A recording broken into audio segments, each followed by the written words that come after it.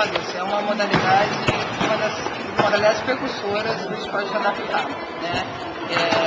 Ela é muito interessante, talvez se algum outro dia nós tivermos uma oportunidade de batermos um papo, vamos conversar, porque ela vem desde a década de 40. Então muitas coisas aconteceram de lá para cá. E aqui em Joinville, a equipe que representa o município e o estado chama-se Raposo do Sul. Ela já tem uma hegemonia no estado há 5 anos e a curiosidade é tão grande, né, das pessoas, no primeiro momento é a seguinte: será que é na mesma quadra? Será que é do mesmo tamanho? Será que a tabela é igual?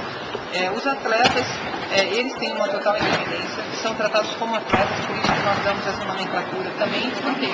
Porque eles mesmos preparam todo o material deles, ou seja, o equipamento deles no jogo. Como nós andantes utilizamos o tênis, eles utilizam a cadeira de rodas. Então eles precisam fazer toda essa preparação. Eles colocam a roda, fazem os ajustes, colocam as faixas de proteção. Tudo isso cada atleta faz da sua maneira individual. Nós fizemos as perguntas anteriores, a resposta seria um quadro, né? A quadra é do mesmo tamanho, o tempo de jogo é igual, o número de faltas é igual, e o tamanho da tabela, que também é tão polêmica, é do mesmo tamanho. E aí vocês devem estar se perguntando assim, qual é a diferença básica então do basquete convencional e para o basquete cadeirante?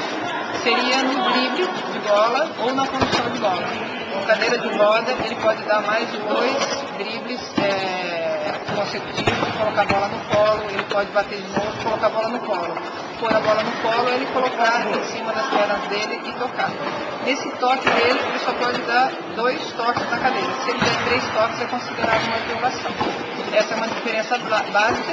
E a outra diferença chama-se classificação funcional. Essa eu vou deixar como dúvida para vocês, porque se fosse bater um papo, a gente ia levar mais explicações.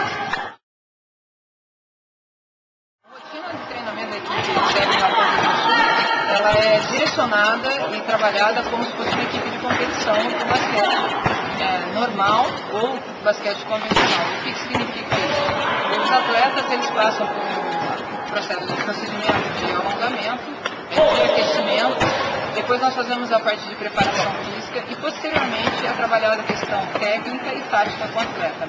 Tudo isso só é trabalhado de acordo com uma periodização que é utilizada dentro da educação física, é uma nomenclatura utilizada, e nós temos as nossas competições altas. Ou seja, dentro do ano, você tem uma competição na qual você vai priorizar. E o que você estiver priorizando, você vai direcionando o seu calendário. Como é que nós podemos dizer isso? Os atletas, eles passam por todo um procedimento de que o esporte convencional, os atletas são tratados também. Então, eles têm a parte tática, têm a parte técnica, eles têm a parte de fundamentos. Então, a equipe aqui do CEP Raposo do Sul procura preservar e respeitar o atleta dentro do esporte, dentro da modalidade. Não é porque ele utiliza a cadeira de roda que ele é descartado de ser exigido dentro de uma preparação física como qualquer outro atleta de ser. Então aqui a gente respeita isso.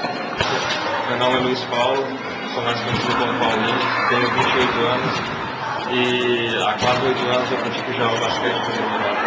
Bom, o esporte adaptado me trouxe várias benefitações. Eu passei a ser respeitado como homem de igual para igual, conquistei vários objetivos.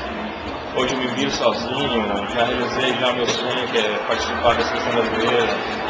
Fui campeão sul-americano ano passado com a seleção brasileira. Esse ano quase fui para a Pan-Americana.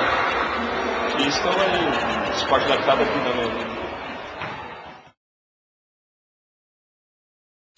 A gente tem desenvolvido um trabalho de políticas públicas de alguma maneira através do esporte. Porque a partir do momento que você propicia a prática de atividade esportiva, você faz com que essas pessoas que são cidadãos possam vir experimentar a questão do esporte. A partir do momento que ele vem para um ginásio, ou ele vem para uma quadra, ou para uma piscina, ele vai precisar se deslocar. Quando ele se desloca, ele vai precisar daquele transportes públicos. Mas no momento que ele vai utilizar os transportes públicos, ele vai enfrentar ou não uma barreira. Será que esses ônibus estão adaptados? Será que eu tenho a condição de ir e vir? E às vezes ele não tem o transporte, mas ele pode vir tocando a cadeira. Mas como é que estão as nossas calçadas? Como é que estão as adaptações nas cidades? E às vezes a gente até escuta, como eu já tive problemas de infecção urinária no corpo para lesados medulares, que isso é uma prática muito comum, lesado medular tem infecção urinária. E um dia, em conversa com um atleta, ele disse: olha, eu até não bebo muita água, porque quando eu estou no centro eu não tenho banheiro público. Eu não tenho aonde ir no banheiro público. Então eu não bebo água. E ele acaba acarretando, numa infecção urinária, e ele acaba não podendo treinar, que foi onde ele foi internado. Então o CEP acaba propiciando também discussões de políticas públicas. Você acaba mexendo um pouco com a comunidade, né? E para você mexer com essas políticas públicas, para você mexer com essas estruturas, você passa a ser um pouco de referência também, como muitas escolas, muitas empresas acabam vendo. Bom, se o atleta tem sucesso, se ele tem disciplina, se ele tem uma condição de superação, talvez ele possa ser um bom funcionário também, disciplinado. Então a gente passou a ser um pouco de referência também das empresas, querendo saber se existem atletas com interesse em estarem trabalhando em diferentes postos de trabalho. Só que para você manter essa estrutura é muito legal, é muito bonito, que joia o trabalho, mas ele exige um custo financeiro. Como, por exemplo, nós estamos falando sobre o basquete academia de rodas, por curiosidade, uma cadeira custa R$ 1.600. Para você fazer uma manutenção de pneu dela ou de rodas, um jogo, um par de rodas, custa R$ 400.